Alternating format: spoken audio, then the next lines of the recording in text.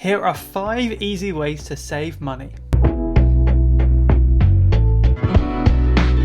Hi guys and welcome back to the channel. My name's Matt and I'm a 21-year-old uni student who loves talking about anything to do with money, personal finance and everything related to uni. In today's video we're going to talk about 5 ways you can start saving money. Now, to become wealthy and increase your net worth, you have to increase your income streams, but also streamlining your expenditure through savings can also help to increase your net worth. So that's enough faffing around, let's go on to the 5 ways to save money. The first way to save money is to shop at different supermarkets.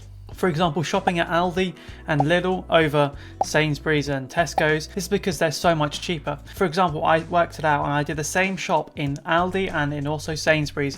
And in Aldi it cost me about £25-30 and in Sainsbury's it cost me about £50. So that's an extra £20-25 a week, which add up to about £100 a month you could be saving by shopping at Aldi and Lidl over Sainsbury's. The only downside with shopping in Aldi and Lidl is there's some things you can't get. You know, you can't get some of the branded stuff, you can't get, the range isn't as big.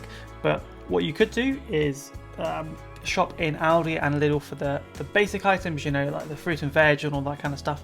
And if you need other things like branded, I don't know, shampoo or something like that, go to Sainsbury's to buy everything else. Also, I did a TikTok on using rewards points. Now, Aldi and Lidl don't have these because they're so cheap anyway, but I sometimes shop at Sainsbury's, sometimes shop at Aldi. But if you shop at Sainsbury's or Tesco's, make use of their Nectar cards, Club card rewards points, because you get points for spending. So you're getting basically free money, which you can then transfer into, you know, Nectar points can be used on things like eBay, Argos, or your Sainsbury's shop. Way number 2 to save money is to, at the end of the month, get your debit card current account statement and look through all the subscriptions you pay for. That might be Netflix, Spotify, Sky, Disney Plus, all that kind of stuff. And look at them and realize, do I actually use these? Are some unused? Did I use this once a month and is it worth the tenner keeping it? If not, cancel them. If you truly want it, you'd be using it. So if you're not using it, cancel them, and I'm sure you'll save a lot of money doing this. I reckon the average person probably has about £50 or £60 worth of subscriptions they use a month. You know, their phone bill, all this kind of stuff. And I maybe 20% of stuff they don't actually use all the time. You know, I use Spotify every day, so that for me is a good purchase. But something like, I don't know, Disney Plus, which I had for a few months and I realized I didn't use it much, I got rid of. That's way number 2 to save money. Way number 3 is the 7-day rule. Again, I did a TikTok about this, but the 7-day rule is, let's say you want to buy something big, like some new headphones or something that might cost you £100 or something. If you truly want those headphones, you put them in your Amazon basket, for example, and you set a reminder on your phone to come back exactly a week later. If you truly wanted them, then you will have waited the whole 7 days, and after 7 days you'll realise you want them and you can go ahead and buy them. Chances are, more likely or not, you will forget about them, or you realise you didn't actually need them and you can buy the £20 headphones instead. The amount of times I've gone back into, you know, random websites, Abercrombie & Fitch and things like that, and there'd be stuff in the basket that I thought I needed, but then I didn't really, and then when I got back into the basket I was like, okay, I don't actually need that. So implementing the 7-day rule, this can also change. You know, if it's a really big purchase, maybe make it 2 weeks or even a month. Or if it's a slightly smaller purchase, maybe make it 3 days. But just giving yourself a bit of time rather than impulse buying can help you save money. Way number 4 to save money is using a bank's Roundup features. I only know 2 banks that do this at the moment. It's Monzo and Starling. There might be some other ones, but these are the main 2 online banks in the UK.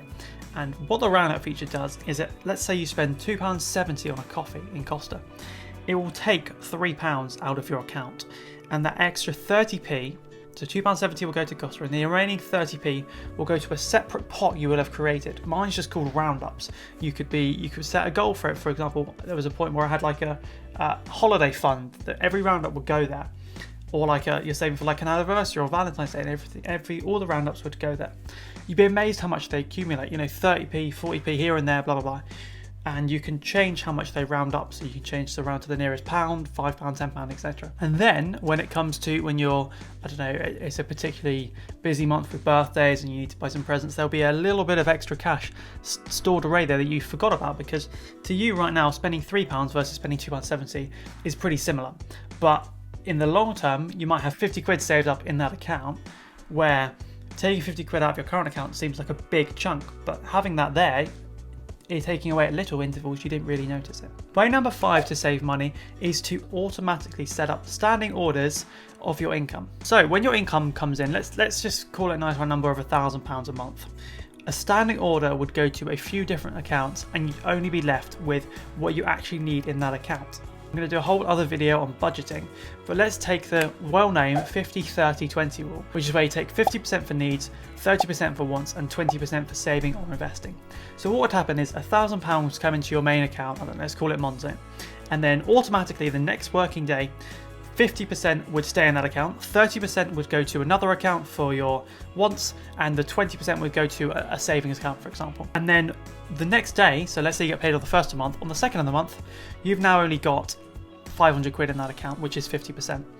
And because of this automation, you subconsciously don't have to do anything. Even if £1,000 came into your account and you had to manually transfer the money, you might think, oh, 1 month I'm not going to do that, or blah, blah, blah. But because it is automatic, you have no choice in the matter. It's now more effort to actually go get the money back and put it into this current account. So I would say give it a go, try it. Maybe 50% is too steep, maybe just do 80-20, so save 20% or save 30% automatically going to a different pot and keep the remaining balance in your account. And then you know you've only got 80% to live off. So hopefully your spending will then shrink by that much so that you won't have to keep dipping into the savings, or you won't, and that means you've also saved at the same time.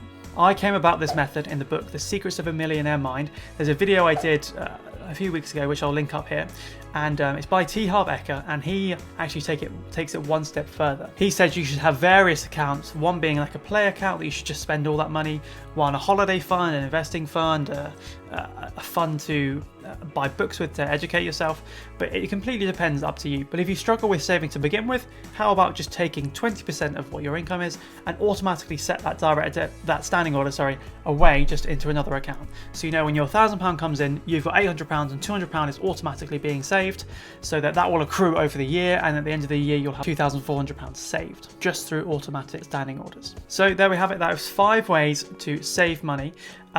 If you guys enjoyed this video, please leave a like and comment down below, and I'll see you guys next week for a new video.